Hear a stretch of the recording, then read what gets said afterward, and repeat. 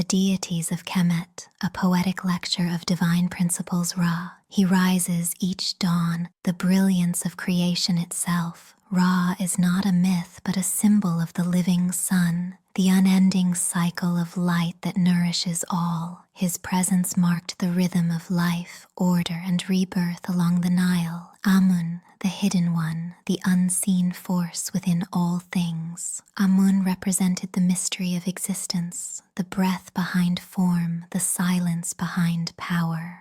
When joined with Ra, he became Amun-Ra, both invisible and radiant, both source and manifestation. Shu, the embodiment of air, the invisible expanse that separates earth and sky. He stands tall, lifting the heavens from the ground, representing balance, the delicate equilibrium between what is above and what is below. Tefnut, moisture and life's first dew, the gentle sustainer of the natural world. Tefnut was the breath of humidity that softened the dryness, the nourishing principle that allowed all creation to flourish. Nut and Geb, she the sky, an arch of stars embracing eternity. He the earth, fertile, steady, bearing all life. Together they represent dual harmony, heaven and ground, dream and matter, mother and father of existence itself. Osiris, the green-skinned symbol of regeneration and moral order. Osiris embodies agriculture, civilization, and the eternal rhythm of growth after decay. He is the principle that life returns, that the seed must fall before it blooms again. Isis, the epitome of wisdom, devotion, and creative magic. Isis is not fantasy. She represents the very idea of care, the nurturer, the healer, the guardian of knowledge, and the sacred feminine strength that restores and uplifts. Seth, the force of storm, challenge, and necessary disruption. Seth symbolizes chaos not as evil, but as motion, the counterbalance to stagnation. He is the tempest that tests the structure, ensuring evolution and endurance. Nephthys, the quiet protector of transitions and unseen realms. She stands at the threshold between life and death, the compassionate guide of souls, the presence of peace in endings. Horus, the eye of vision, the principle of kingship and clarity. Horus is not merely a falcon-headed god. He is the idea of rightful leadership, seeing far, ruling with justice, and restoring harmony to the land. Hathor, joy, music, and beauty made divine.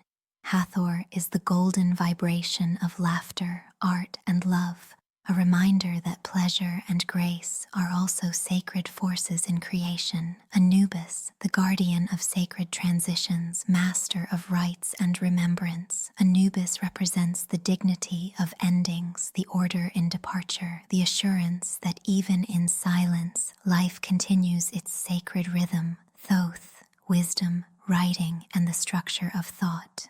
Thoth is the intellect of Kemet, the keeper of language, record, and reason. Through him, the human mind met divine logic, giving birth to knowledge and law. Ma'at, truth, justice, balance, the unshakable foundation of cosmic order. Ma'at is not a goddess but a principle, the pulse of harmony that keeps both nature and soul aligned. To live in Ma'at was to live rightly, honestly, in peace with all things. Ta, the divine craftsman, the architect of the tangible world. Ta symbolizes creation through intention, the shaping of thought into form. He stands for art, design, and the sacred act of making real what once was unseen. Sekhmet, power and protection incarnate. Sekhmet embodies discipline, courage, and fierce restoration. She is the reminder that destruction and healing are twin aspects of the same truth. Bastet, graceful and alert, the essence of love's quiet strength. Bastet represents protection of home and heart, a tranquil yet potent guardian, combining tenderness with watchful energy. Montu, the principle of strength, courage, and righteous warfare. Montu represents disciplined might, not aggression, but readiness. He is the fire that guards peace through power, guided by wisdom. Bes, protector of households, laughter, and children. Bes was the presence that turned fear into joy, the small but mighty guardian spirit that reminded humanity that love is a shield. Sobek, the force of the Nile itself, wild, fertile, and commanding. Sobek symbolizes adaptability, instinct, and the power of nature. Through him, Kemet honored the river that sustained its soul. Khnum, the potter of existence, shaping all beings upon his divine wheel. Khnum represents formation, the careful design of each living soul, the intelligence of craft and creation in the flow of life.